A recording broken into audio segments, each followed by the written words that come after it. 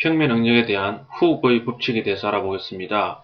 우리가 일축 인장일 경우에 예를 들면 시그마 x가 이렇게 당기고 있을 때 우리가 배웠던 훅의 법칙은 시그마 이퀄 2 입실론이었죠. 이것이 일축 인장일 때는 그냥 이렇게 단순히 x를 붙여서 쉽게 성립이 되고 이것을 우리가 훅의 법칙이라고 부른다고 했습니다. 그런데 평면 응력 같이 시그마 x 그리고 시그마 y, 타우 xy가 동시에 작용할 때는 이 식을 그냥 그대로 쓸 수가 없습니다. 이렇게 되어 있는 응력 상태에서 훅의 법칙을 이제 알아보면은요.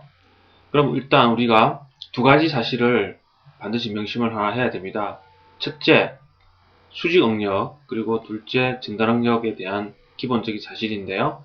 수직 응력은 길이를 변화시킨다. 그러나 각도 변화는 없다. 즉 수직 응력이 작용하면 이렇게 되어 있는 것이 길이가 이렇게 변할 수는 있겠죠. 당기면. 그렇지만 여기에 이 각도, 초기에 이제 이렇게 되어 있는 각도는 계속 그대로 유지가 됩니다. 즉 찌그러지지 않는다는 뜻이죠. 이렇게 됩니다. 그리고 전달 응력은 각도는 변화시킵니다. 그러나 길이 변화는 없습니다. 즉 이렇게 되어 있는 것을 이렇게 찌그러지게는 만들 수가 있습니다. 여기는 각도가 이랬는데 여기는 각도가 지금 이렇게 달라진 것을 볼 수가 있죠. 이렇게는 할 수 있으나 길이 변화는 없습니다. 그래서 이 두 가지는 확실히 다른 역할을 갖고 있다는 것을 아셔야 됩니다.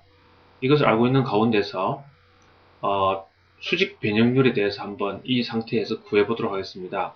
수직 변형률은 입실론 x, 입실론 y, 입실론 g 각축 방향으로의 변형률을 말하는데요. 이것을 구할 때는 길이 변화를 일으키는 시그마만 보면 되겠습니다. 현재 여기서 시그마는 시그마 x와 시그마 y 딱 두 가지가 있죠. 이 두 가지만 보도록 하겠습니다.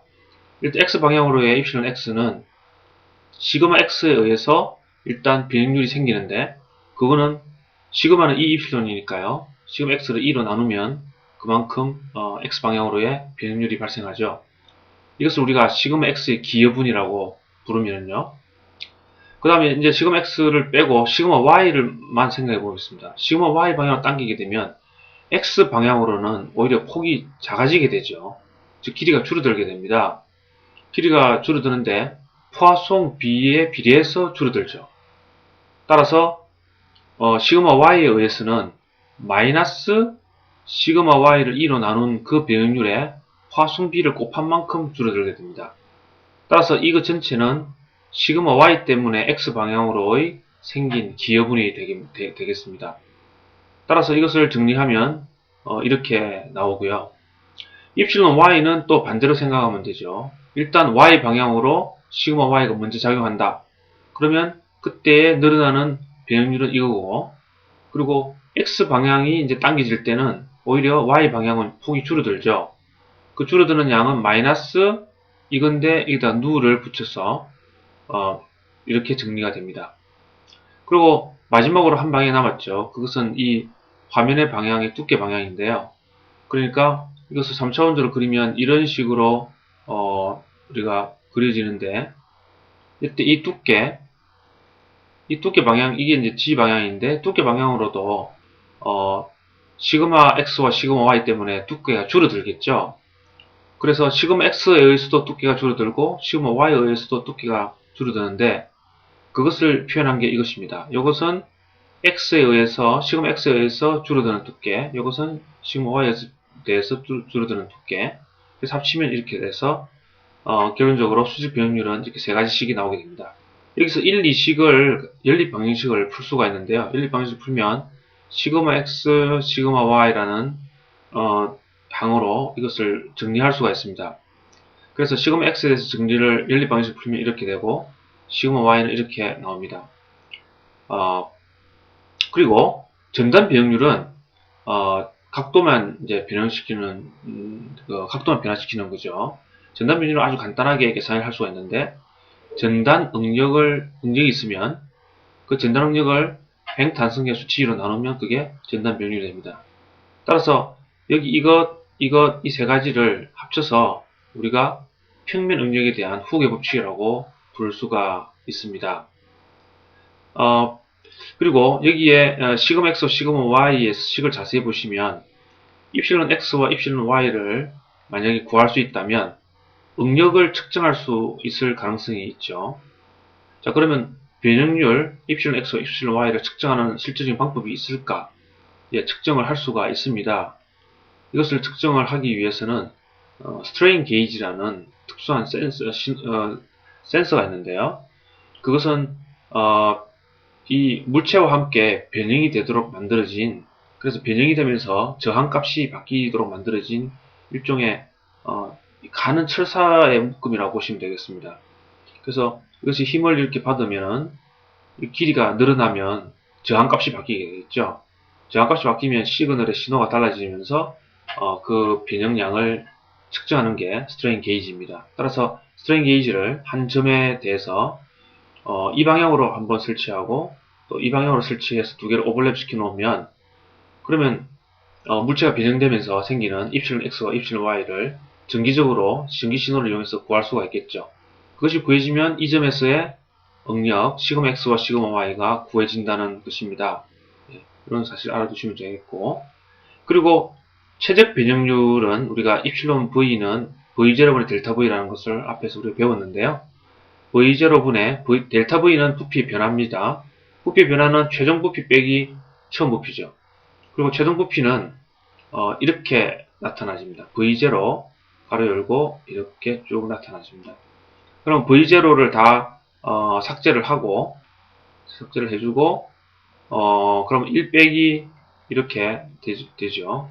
근데 변형률 자체가 워낙 작은 값이기 때문에 변형률이 2개 이상 곱해지는 것은 다 무시를 한다고 하면 이것을 전개를 하면 1 더하기 입실론 X, 입실론 Y, 입실론 G고 그 다음에 나머지가 이제 고차항들이 이렇게 있습니다. 이것들을 다 이제 무시하고요. 그럼 이렇게만 남는데 여기서 1 빼기가 되어 있으니까 이 두 개가 삭제돼서 이것만 남는 것을 알 수 있죠. 따라서 대략적으로 최적 변형률이라는 것은 그냥 변형률 X, Y, G 방향으로의 수직 변형률을 3개를 합친 것이 됩니다. 그래서 여기 1, 2, 3식을 여기다가 이대로 대입을 하면 이런 식이 얻어지는 것을 알 수가 있고, 이걸 이용해서 우리가 여러 가지 값들을 계산해낼 수가 있습니다. 한 가지 예를 들어 보도록 하겠습니다. 연습문제 3-5-9를 보시면 어떤 컨테이너 속에 고무 재질을 넣고요. 그 위에 응력을 이렇게 가했습니다. Y축 방향으로 압축력을 가했습니다. 그러면 이 고무는 컨테이너 속에서 원래 이렇게 있다가 시그마 Y에 의해서 높이가 이렇게 줄어들겠죠. 줄어들어서 이런 식으로 압축이 될 것입니다. 예. 그런데 컨테이너에 완전히 담겨 있기 때문에 X 방향으로는 전혀 늘거나 줄지가 않죠. 그런 점을 이제 활용을 해야 되겠습니다. 화성비는 0.5고요. 화성비 0.5라는 얘기는 거의 이제 고무 같은 재질은 여기 해당되는 건데요. 부피 변화가 없다는 뜻입니다. 그리고 시그마 Y는 이렇게 주어졌고, 그럴 때 최대 전달 응력이 얼마냐, 방향 얼마냐를 묻는 질문입니다. 자, 그러면 X 방향으로는 완전히 구속이 되어 있어서 더 이상 변형률이 없기 때문에 입실론 X는 제로인 상태죠. 그래서 입실론 X가 제로인데 후계 법칙에 따르면 입실론 X는 2분의 1에 시그마 X 빼기 누 시그마 Y 이렇게 되는데, 이것이 제로니까 이 안의 항이 제로가 돼야 되죠.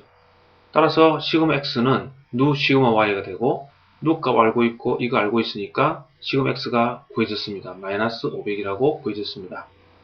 따라서 시그마 X는 마이너스 500이요. 시그마 Y는 마이너스 1000이죠. 그리고 타우 XY는 0입니다. 타우 XY가 0인 것을 어떻게 아느냐? 그것은 이렇게 되어 있던 재료가 이렇게 지금 변형이 됐는데, 보시다시피 각도는 하나도 변하지 않고 길이만 단순히 줄어드는 걸 알 수 있죠. 전달 응력은 반드시 각도 변화를 수반하는데, 각도가 변하지 않았다는 얘기는 바로 전달 응력이 0이라는 뜻입니다. 그래서 타우 XY는 0입니다. 따라서 이것을 이 세 개를 가지고 우리가 응력 상태를 그리면 이렇게 다 음수로 작용하고, 이것을 모아원으로 바꾸면 마이너스 1000, 마이너스 500 해서 마이너스 1000, 마이너스 500 해서 이렇게 지름선이 나오고 최대 전달 능력을 구하라고 했으니까 이것을 90도 돌리면 되죠. 90도 돌리면 타우 맥스가 되고, 여러분 알다시피 이것이 지금 500, 1000이니까 500이죠. 따라서 반지름은 250이고요. 따라서 타우 맥스가 반지름하고 같으니까 250이라는 것을 알 수 있죠. 그래서 타우 맥스는 250이 나오고, 이때 각도는 90도가 아니고 45도입니다. 45도, 이 90도라는 것이 2세타이니까요.